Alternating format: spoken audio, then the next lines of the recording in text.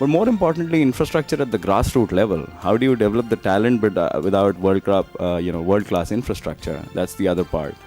Third is really the commercial aspect of it. So be it corporate sponsorships, be it merchandising, be it support at the academies, as well as support for the teams while they are playing.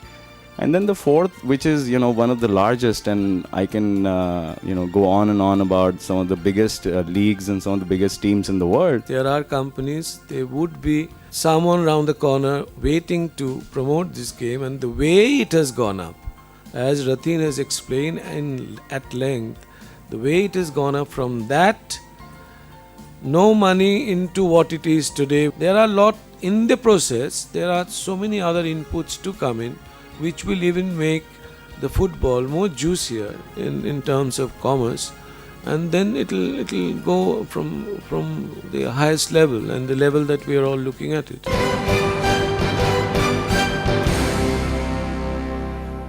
Just from conducting tournaments for slum dwellers, we've evolved to a place where we are actually using football as a tool for social development and making changes, positive changes in their life. We are looking at inclusion through peer inclusion.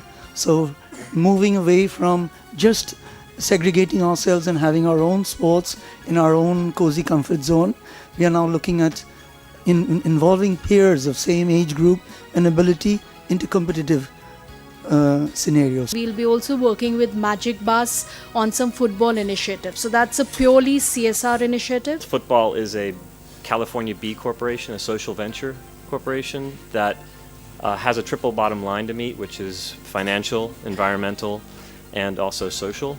We're really seeing, and I think we're going to get into some really good discussion here, because we're seeing different perspectives on how CSR is evolving and how CSR is no longer this charity handout, but more about aligning business objectives. Sports, you need investment, long-term investment, to create a business model out of which the 2% CSR will come. So today, how many companies can take out the 2% for sports and CSR?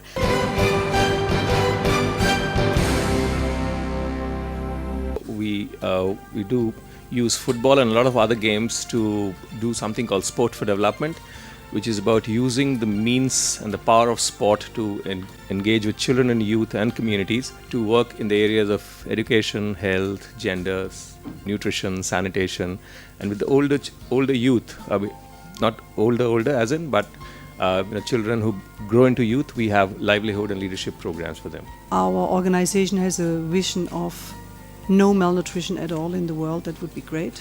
So we're working along the lines that Dr. Rachiv has outlined. Sports is something which can help other sectors also to grow, and that is why I am here. We also believe in that sports can also help in creating or helping malnutrition kids. We believe there is a 3A approach: access, affordability, and awareness. At least what this day does is maybe it creates more awareness about issues on malnutrition and how these can be addressed. I represent World Vision India, and it's a grassroots pan-India organization which works in more than 5,300 communities and spread across 160 districts of India. And World Vision India is a child-focused organization, and it works in every sector that impacts the child, and our objective is to ensure that every child has life in fullness. मैं एक health worker हूँ, NRHM के through काम करती हूँ वहाँ पे, और मैं वहाँ के जो कम्युनिटी के लोग हैं उनके घर घर जाके उनको गवर्नमेंट्स का और NGO का जो कार्यक्रम है वो हम बताते हैं। अगर मेरे बच्चे कमज़ोर रहेंगे तो मेरे बच्चे कभी भी खिलाड़ी नहीं बन सकेंगे। कमज़ोर बच्चों के लिए कुछ ऐसी सुविधा होनी चाहिए कि मेरे बच्चे भी खिलाड़ी बन सके और मेरे परिवार के बच्चे भी खिलाड़ी बन सके। Well, there is a global index which is called the Global Hunger Index, and it really looks at countries and how hungry they are. They focus on children specifically, and unfortunately India ranks 67 out of 88 countries. Another data for you to know is that of all the underweight children less than 5 years worldwide, 45% of them come from India. But then unfortunately, football will not succeed, at least in India, if we do not tackle issues of malnutrition.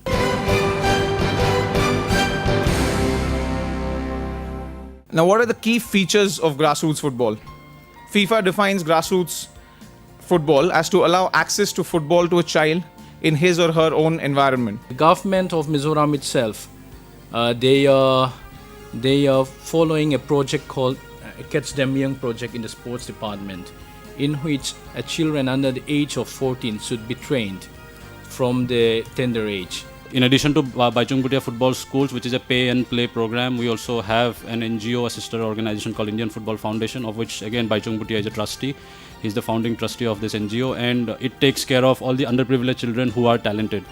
So today, as we speak, we have around 900 children who are training on a weekly basis, of which close to 100 are scholars who receive free training, and also we have recently started to give them their local transport expenses and certain other support in terms of kitting and shoes and etc. If we can start exploring that side of things, making football fun, making football inclusive, what House of Ruth mentioned, I think that's the way to go about things, and that can only happen in a large country like India if people start working together. If almost every academy here in the country, and there are quite a compared to the number of kids, the academies are very little. If we can start mobilizing that support, we can get the government involved. It's not an easy task, but that's why again I emphasize on the importance of all stakeholders coming together. It's vitally important for us that all state associations take up this program, and all initiatives like Mazars, like Baichung's or like Chetan's, all are finally connected into the football mainstream. So again, I will use this platform to re-emphasize the importance of having all states on board, and as AIFF, we would like to invite all states to come forward, discuss with us. We would be more than happy to work with everyone and take this program nationally.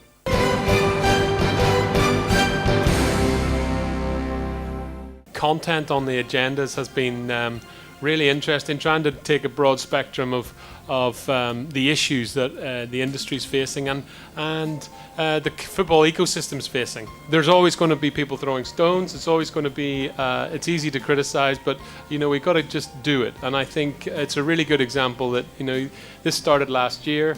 This is the second year it's run.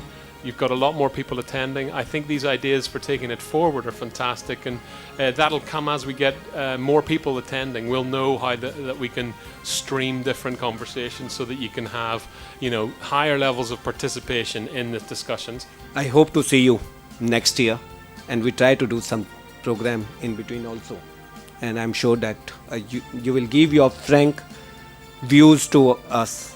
We are always open to we are very flexible. Thank you very much.